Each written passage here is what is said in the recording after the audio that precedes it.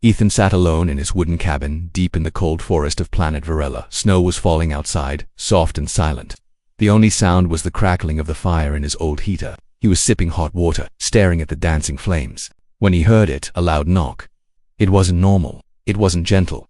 It was fast, hard, and full of fear. Bang, bang, bang. He stood up quickly, grabbed his small plasma torch, and moved toward the door. Before he reached it, he heard a voice, muffled but clear. "Please, let me in. It's coming." It was a girl's voice, scared, shaking, almost crying. Ethan paused for a second. He had lived here alone for almost a year. He hadn't seen another living person in months. Who could be out in the snowstorm at this hour? Another loud bang came. "Please, please open. It's behind me." Ethan unlocked the door and pulled it open. A cold wind blew in. Standing there was a girl, not human, clearly alien. She had pale blue skin, glowing silver eyes, and long dark hair stuck to her wet face. Her body was shaking, and she had scratches all over her arms and legs. She was barefoot and wearing torn clothing that barely covered her body. Without waiting, she stumbled inside, fell to her knees and closed the door behind her. She was breathing fast and looked at Ethan like he had just saved her life. He stepped back, confused. "Who are you? What's chasing you?" She didn't answer right away. Instead, she crawled toward the fire and held her hands close to the heat. Her hands were blue and shaking. "I don't know you," Ethan said, keeping his plasma torch raised. "But I don't hurt people. If you're in danger, you can stay, but I want answers." The girl looked up at him, her silver eyes full of fear. "It's called a Varnak. It hunts escaped slaves. I ran, I didn't know where to go. I saw smoke from your chimney." Ethan lowered the torch a little. "You're from the camps?" She nodded. "They were experimenting on us, making us stronger, faster. But when I broke free, they released the beast to track me." Ethan had heard of the Varnak before. A creature used by some alien factions. It smelled fear. It never stopped. Once it caught the scent. Suddenly, a long, deep roar came from the forest. It echoed through the trees and made the wooden walls shake slightly. The alien girl froze. Ethan stepped back to the door and shut it tightly, locking all 3 metal bars. "How close is it?" he asked. "It was only a few seconds behind me." Ethan moved to the window and looked out, but the snow was too thick. All he could see were white trees. "What's your name?" he asked. "Lyra," she replied quietly. He walked toward the small cabinet and tossed her a blanket. She caught it and wrapped herself quickly. "You're lucky I opened that door," Ethan muttered. She gave a weak smile. "You saved my life." "No," he said seriously, "not yet." Just then they heard something soft footsteps outside in the snow. But they weren't human. They were heavy, slow, and clawed. The cabin creaked with each step the creature took nearby. Ethan turned off the light. Lyra covered her mouth with her hand. The two stayed silent, listening to the beast circling outside. It sniffed the air, letting out short growls. "It knows. I'm here," she whispered. "It smells me," Ethan whispered back. "Then we don't make a sound." For the next 2 minutes, the only sound was the beast breathing near the wall. Then came a loud scratch, long claws dragging across the wooden wall, right behind Ethan. His heart pounded. He had built the cabin strong, but not strong enough for a beast like this. "Is there anything that scares it?" he asked. Lyra shook her head. "Only fire, but not for long." Ethan lit the fire brighter and held out a torch to the window. The scratching stopped. The beast growled and backed away slowly. They waited for almost 10 minutes. Then the footsteps faded into the distance. Lyra dropped the blanket and stood, her legs weak. "Thank you, human." Ethan looked at her for a long moment. "If it's after you, then you can't leave tomorrow." "I wasn't planning to," she said.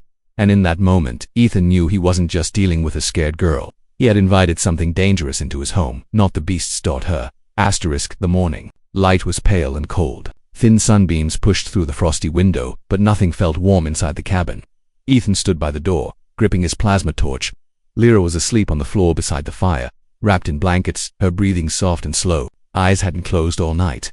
He had heard the beast outside for hours, pacing, growling, sniffing. Then, silence. That silence was worse than the noise. Now, the snow had stopped falling. Ethan took a deep breath and unlocked the door. He stepped outside, the cold biting his face. The forest was still, but something felt off. Then he saw it, right next to his door, with 3 massive claw marks dug deep into the wooden frame. Below them, a trail of blood painted the white snow.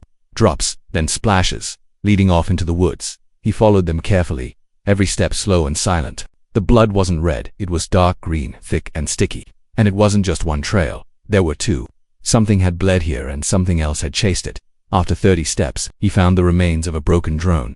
Its body was ripped apart. One metal arm was still twitching, wires exposed. Ethan knelt and pulled a blinking chip from its back, a tracker. He cursed under his breath. Back at the cabin, Lyra had woken up. She sat near the fire, eyes heavy but alert. Ethan tossed the tracker on the table. "One of your slavers sent a drone to find you. The beast caught it before it could return." Lyra stared at it, her face pale. It's not just the Varnock. Then others are searching too. Ethan nodded. This tracker might have sent a signal before it died. They could be on their way. She looked down. I'm sorry I brought this to you. You should have left me outside. He didn't answer that. Instead, he asked, why are they hunting you so badly? You said you escaped, but they're using high-level assets for one girl. Lyra pulled her blanket tighter. Because I wasn't just any test subject. I was part of Project Hollow. Ethan frowned. He had heard whispers of that name before. A hidden experiment on alien hybrids mixing different species to create warriors, spies, living weapons. Did they change you? He asked. Lyra looked up, her silver eyes glowing faintly. Yes, I have senses others don't. Speed, reflexes, but I didn't ask for any of it. He sat across from her. Can you fight that thing? She hesitated. If I do, I'll lose. Control. What do you mean? My body wasn't just altered. My mind was damaged. When I fight, something else takes over. It forgets friends. It only knows how to kill. Ethan stood up. Then we make sure you never have to fight. That evening he started working. He set up perimeter wires outside the cabin, installed shock traps, and dug a small pit near the edge of the forest trail. Lyra helped her fingers fast and precise. She wasn't lying. She was built different. As the sky turned dark, a sharp wind picked up. Then came the sound again. Not footsteps, not breathing, a growl deep, slow, and full of hunger. It was close. Ethan ran inside. Light the fire again. Lyra threw wood into the flame as Ethan grabbed his torch and powered it on. He placed it by the window, sending a bright beam out into the forest. A shape moved between the trees. Then another. Ethan whispered, "There's more than one." "No," Lyra replied, her voice trembling. "It's mimicking shapes. It's a hunter. It wants to confuse us." The fire flickered. Then came the noise they feared most. The trap snapping shut. A scream, loud and horrible, echoed through the woods. Ethan rushed out. The pit trap had caught something. He approached carefully. Inside the hole, a smaller Varnock thrashed, its leg crushed by metal spikes. It wasn't the main beast, it was one of its offspring, and that meant something worse. They bred it. Lyra whispered from behind him, "The one chasing me is not alone anymore." Ethan stared into the creature's glowing red eyes. It snarled at him, even in pain. "We're not safe here," he said. "Tomorrow we move." Lyra touched his arm. "You're helping me, even when you don't have to." "You knocked," Ethan replied, and I answered. The night settled once more. But the feeling in the air was different now. The cabin wasn't a home anymore. It was a battlefield, and the war had just begun. Asterisk. The cabin seemed quiet, but Ethan saw faint blue light pulsing beneath Lyra's torn shirt, and his heart missed a beat. Lyra sat by the fire, hands close to the flames, still shaking though the room was warm. Ethan knelt with warm water and clean cloth, ready to treat the cuts on her arms, yet his eyes kept drifting to the glow on her back. "Turn a little," he said. "Let me see." She hesitated, fingers gripping the blanket. After a breath, she shifted her shoulders. Across her back ran lines of raised scars, smooth and sharp. Each mark glowed pale blue in the dark, pulsing like slow heartbeats. Some lines crossed, some curved. Together they formed a pattern Ethan had never seen. "Does it hurt?" he asked. "Only when I remember," Lyra answered. He dabbed a fresh cut near her shoulder. The blue light made the water shine green. "Who did this?" he asked. "Doctors in the black hole," she said. "They wanted me stronger. They cut words in my skin and filled them with living metal. The metal joined my nerves. Now the scars are keys. Keys to what?" "To machines and doors," she answered. "They wanted soldiers who could open any lock without tools." Ethan felt anger burn. "You were a child when they took you." Lyra nodded. A tear rolled down her cheek, shining like ice. Time there was only pain. Ethan knew something about scars, though none of his glowed. Years earlier he worked maintenance on an orbital mine until pirates struck. He watched friends fall while fire scorched the corridors. A beam crushed his ribs and carved a crooked line across his chest. After that horror he chose exile, built this cabin from salvage, and spoke to no one. Now a stranger with living metal in her skin sat by his fire, and his lonely choice felt small. If he turned her away, the beast would feast. If he kept her, he risked death. Yet some part of him wanted to risk everything for her. Outside, a faint howl rose among the trees. Both froze. The howl ended, leaving thicker silence. "It is testing us," Lyra whispered. "It knows we are awake." Ethan checked the charge on his plasma torch. Half full. Enough for one heavy burst. He looked back at her scars. "Can those marks help us?" he asked. "Can they block the beast?" She shook her head. "The marks work with circuits. Nature holds no locks. The beast is hunger." He paced. Across the room, "Dawn, we leave for the old watchtower on the ridge. Solar panels still power its walls. We can hide there and plan our path to the caves." "The wind there is strong," Lyra said. "The beast may not climb. That is our hope." He handed her a mug of broth. Lyra drank slowly.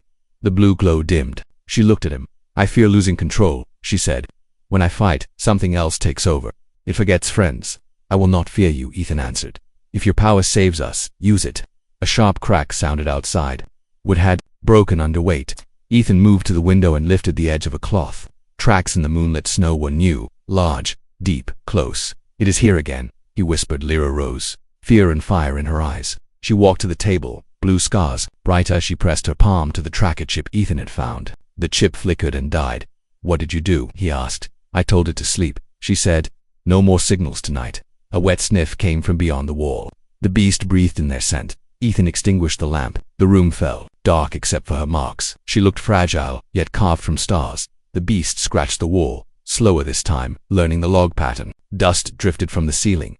"If that door breaks," Ethan said, "head for the loft, then out the hatch. Follow the dry creek to the ridge. I will hold it here." "I will not leave you," she replied. The door shuddered again. Winter air rushed in, cold as knives. Lyra stepped forward, blue light flooding the room. "If it enters, I will fight. Close your eyes if I change."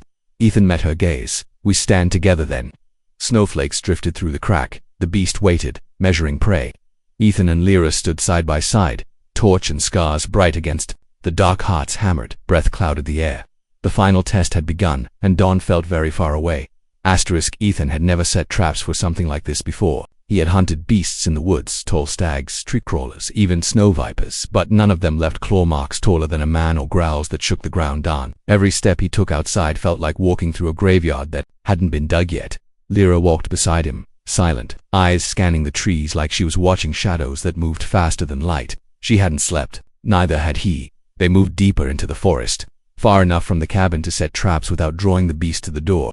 Ethan carried thick wire, metal stakes, and motion mines he had built long ago using scraps from a crashed survey. "Pod will set 3 lines," he said, kneeling beside a crooked tree. "If it breaks one, the mine blows. If it dodges, it hits the spike trench. If it survives both, then it gets me," Lyra said calmly. Ethan didn't reply. He hammered a stake into the frozen dirt and unrolled the first wire. Lyra was fast. Her fingers danced with the mine circuits like she was born to do it.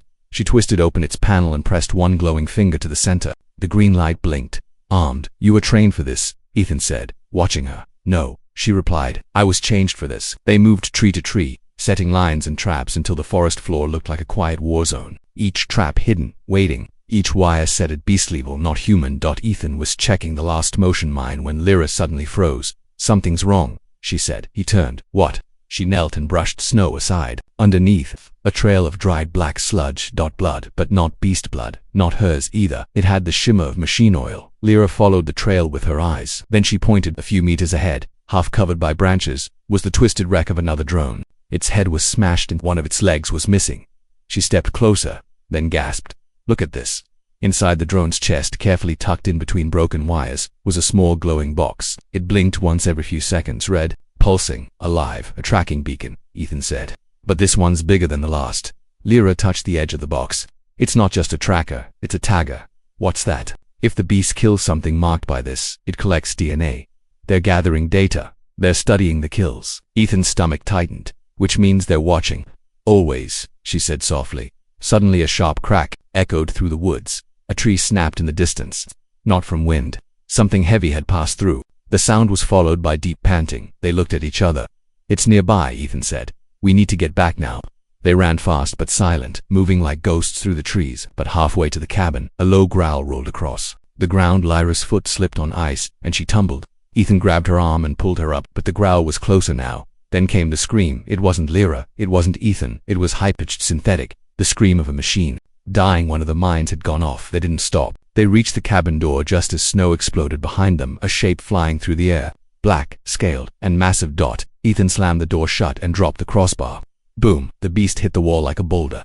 Lyra turned and yelled. "Back room, now." They ran to the rear of the cabin, into the small weapons storage where Ethan kept his last emergency devices. "We can't kill it," Ethan said, "but we can hurt it, maybe force it to back off." Lyra reached for a silver orb. "What's this?" "Flash bomb," Ethan answered. "Bright enough to blind a mech. We use it when it's inside." The walls shook again. Outside, something dragged claws across the window. Lyra's scars lit up brighter than ever. Her whole body glowed like ice under moonlight. Ethan looked at her. "You're changing again." She held her chest, breathing hard. "It's the fear. It wakes the programming. I can feel it taking over." "Hold on," Ethan said. "Just a few more seconds." They stood ready, a man with a flash bomb in his hand, a glowing girl with battle written into her skin. Then the wall behind them cracked. A claw punched through. The beast was not waiting at the front door. It was smarter than they thought. Lyra stepped forward, her voice cold. If it wants me, it has to survive me first. And the cabin, once a quiet place of hiding, turned into a trap all its own. Asterisk. The wall didn't just crack, it exploded, which shattered like paper. The beast lunged through the hole, jaws open, red eyes burning, claws wide like knives. Ethan barely had time to react. He threw the flash bomb. White light blasted the room. The creature roared in pain. The sound shook the shelves and blew dust from the ceiling, but it was only stunned, not hurt. Lyra grabbed Ethan's arm, her skin glowing like fire under snow. "Run," she shouted. There was no time to argue. Ethan ripped open the floor hatch in the back corner, the emergency escape tunnel he had built years ago and never thought he'd use. Lyra dove in first. He followed, sliding down into the cold, dark soil above them. The beast roared again and tore through the rest of the wall. They landed hard on frozen ground. The tunnel led to the edge of the woods, but they couldn't stop. Behind them, the cabin collapsed, flames licking up from the blast stove that had tipped over during the fight. The only home Ethan ever had was now fire and ruin. They didn't look back. Trees flew past in blurs. Snow kicked into the air with every step. Ethan's breath burned in his lungs. Lyra, even injured, moved like wind. Her body shimmered in the dark, scars pulsing faster. The ridge, she pointed the towers that way. Ethan remembered the place, an old emergency watchtower left behind when the first human colony failed on this planet. Solar-powered steel walls, reinforced glass. It was abandoned but strong enough maybe, to buy them one more night. Another roar echoed behind them not far. The beast had picked up their scent again. "Keep going," Ethan shouted, but Lyra stopped. "What are you doing?" he yelled. She was kneeling in the snow, holding her stomach. "I can't run anymore," she gasped. "Something's wrong." Ethan dropped beside her. Her shirt was soaked in dark blue blood. A sharp piece of wood had pierced her side during the fall. She hadn't said a word until now. He pulled off his jacket and pressed it to the wound. "Why didn't you tell me?" "You would have left me," she whispered. "I never would." The growling grew louder. "No more time." Ethan looked up at the trees and spotted something, an old cargo sled, half buried in snow, a relic from the early settlers. He dragged Lyra to it, placed her on top, and tied the cloth tight around her waist to slow the bleeding. Then he grabbed the rope and ran. Snow rushed beneath the sled as it glided over ice. Lyra held on, her silver eyes half closed, her hand pressed to the wound. Behind them, the Varnak leaped between trees, gaining speed. It wasn't just a hunter anymore, it was enraged. The tower appeared in the distance, tall, rusted but still standing. Its top blinked with red warning lights, powered by the fading sun. Ethan pulled harder. The ground tilted upward. The hill to the tower was steep. And the beast was close. Too close. Ethan dropped the rope and turned. Pulling out his last plasma flare, he fired it into the snow. The blast made the ground shake, blasting a hole into the path. The beast stopped, for a second, sniffing the smoke. Just enough time. He grabbed the rope again and pulled Lyra to the tower's steel gate. He slammed the control panel. Nothing. Then Lyra raised her hand. Her glowing fingers touched the old screen. The door unlocked. They fell inside as the gate closed behind them with a heavy thud. For a moment, there was silence. Ethan collapsed beside her, breathless, covered in ice and blood. The beast rammed the outside wall, but it didn't break. The tower held barely. He looked at her, Lyra, glowing, bleeding, shaking. "You're hurt," he said. "So, are you?" she whispered. But they were alive together. Ethan picked her up and carried her to the corner bed. Long abandoned but still intact. He cleaned her wound, worked quietly, and wrapped it tight. She looked up at him, eyes full of something more than fear now. "You saved me again," she whispered. "You saved me first," he said, with that knock on my door. Outside, the beasts circled, but inside the tower, they had firewalls and each other, and the will to survive one more night. Asterisk. The tower groaned in the wind. Metal creaked. Snow slid down the roof in thick, heavy chunks. The emergency lights blinked red, over and over, as if warning the world of something worse than a storm. Ethan sat near the wall, holding his breath. In one hand, he gripped a rusted steel rod. In the other, an old radio that hadn't worked in years. Useless now. Lyra lay on the bed across the room. Her skin was pale. The bleeding had slowed, but her body was weak. Her glowing scars pulsed faintly beneath the bandages. Outside, the beast was circling again, but this time it wasn't roaring. It was quiet. Too quiet. Ethan stood and moved to the control screen near the entrance. Lyra lifted her head slightly. "Do you hear it?" She whispered. "No," he said. "That's the problem." The screen flickered, then glitched. Static. Then black. It had found a way to block their feed. Ethan turned to her. "It's learning." Lyra nodded slowly. "It's not just a beast. They've modified it. The slavers made it smarter." Suddenly, the floor beneath them rumbled, not the walls, the ground. Ethan looked down. "It's digging. The maintenance tunnels," Lyra said. "Below the tower. Can it get in that way?" "If it remembers the path I escaped through. Yes." Ethan rushed to the storage door. Inside were rusted tools, a crate of dried protein bars, and one emergency switch labeled sublevel lockdown. He slammed it. A siren wailed once. Metal gates slid into place below their feet, meant to seal off the lower level, but the system blinked yellow, then red. Too late, Lyra said, her voice cold. It's already inside. From beneath the floor came a slow dragging sound, metal against stone, the screech of claws against pipes. The beast had entered the tunnel. Ethan looked at Lyra. Can you still stand? She forced herself up. I have to. If it reaches the upper floor, you won't stop it alone. He helped her to her feet, steadying her as she moved. Her skin was cold, but her eyes were lit with something stronger than pain. She stepped toward the center of the room and spread her fingers. Her scars glowed bright, filling the room with a soft blue light. Wait, Ethan said. What are you doing? There's a machine core under the floor, she said. I can activate it. Use it to overload the tunnel door. If I time it right, I can trap the beast in the shaft, but you're hurt. If I don't do this, she said, you'll be dead in minutes. Suddenly the floor cracked. A large claw punched through near the center. Ethan grabbed her and pulled her back just in time as the tile split open and a shadow rose from the dark. That Varnak was inside. Its head scraped the ceiling. Its mouth was wide, dripping thick green drool that hissed when it touched steel. It had no eyes. It didn't need them. It could smell Lyra's blood. Ethan charged it, slamming the steel rod into its chest. The rod bent. The beast barely flinched. It swung a claw, catching Ethan's shoulder and slamming him into the wall. Ethan! Lyra screamed. He didn't move. Blood dripped down the metal. Something snapped inside. Her skin lit like fire. Her eyes went silver white. Her voice was not her own when she said, leave him alone. The beast turned. Lyra stepped forward, arms raised, light pouring from her scars. The tower began to shake. Sparks danced along the ceiling. The beast lunged.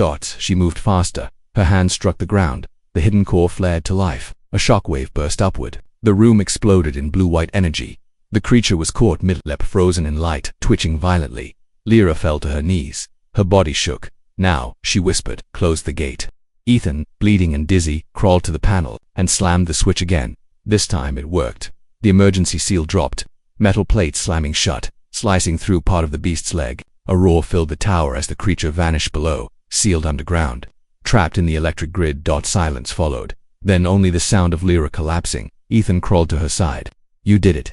She opened her eyes, barely breathing. I lost control. Just for a moment, but you saved us. Her hand reached for his, weak, cold, but alive, outside. The red light stopped blinking. The tower stood quiet once more, but beneath their feet, the beast was still alive, and time was running out.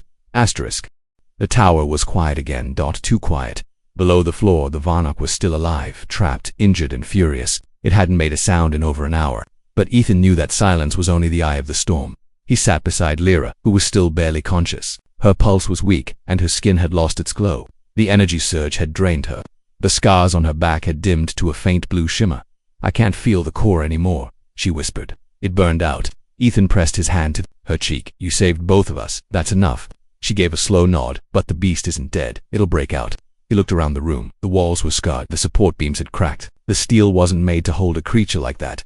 The tower had minutes left, maybe less. We have to end this, Ethan said, rising to his feet. How? Oh, she asked. There's an old ice tunnel below the ridge, he said. I passed it once while gathering scrap. It drops straight down into a frozen lake, deep enough to drown a monster. Lyra tried to sit up. You want to lead it there? I'm going to open the gate and make it chase me, Ethan said. You stay. Here, lock the door behind me. No, she said sharply. We do this together. You can't even walk. Then carry me. Ethan hesitated, then nodded. He found a rope harness, wrapped it around her and pulled her onto his back. She was light, almost weightless, but her presence gave him strength. He opened the floor seal one last time. Below, the beast waited in darkness. Ethan lowered himself down the ladder slowly, every breath steady, every muscle tight. The tunnel smelled of ice and blood. Lyra clung to his back, head resting near his shoulder. Left, she whispered, it's waiting to the right. He followed, her voice through the tunnels. Pipes ran along the walls, frozen and cracked. Each turn felt colder, each step heavier. Then a sound behind them. The beast was moving again. Ethan ran. The tunnel opened into a large icy chamber, walls lined with old mining lights and a broken rail track. At the far end was the frozen pit, the ice tunnel he remembered, carved by water, now sealed by layers of snow and frost. He turned and placed Lyra gently on a steel beam. Stay hidden, he said. No, she whispered. I'll help from here. A roar echoed down the tunnel, that it was close. Ethan picked up a rusted tool and threw it hard. The sound echoed off the chamber walls. The Varnak burst into the chamber. It looked worse now, one leg half missing, part of its jaw twisted from the electric shock, but it still moved fast. Ethan ran to the edge of the pit. The ice cracked beneath his feet. Come on, he muttered. Come and get me. The beast charged. Then a sound came from behind a high-pitched tone. Lyra had activated the old rail conductor. The power lines along the tunnel lit up one by one. Sparks flew. The Varnock flinched and turned toward her. Ethan shouted. He grabbed a loose pipe and sprinted at the beast, slamming it in the side. It roared and turned back toward him. And charged. Ethan leaped back as the ice collapsed. The beast slid forward, trying to stop, but its weight carried it over. Ethan barely grabbed the ledge. Pulling himself up with trembling arms, the Varnock fell, crashing through layer after layer of ice. Then splash. Silence. Ethan lay on the edge, chest heaving. Lyra crawled to his side, dragging her weak body across the floor. "You're alive," she whispered. "So are you." They sat together at the edge of the broken pit, watching the water still. The beast was gone. Forever. Back at the tower, the lights faded. The last of the power was gone, but the danger had passed. They spent the night under the stars, wrapped in Ethan's coat. The cold didn't bother them anymore. They had survived the worst this planet could throw as the sun rose over the white ridge. Lyra spoke first. "I knocked on your door because I was running. I opened it," Ethan said, "because I was alone." She looked at him. "We're neither anymore." And with nothing left but each other, they began again. Together.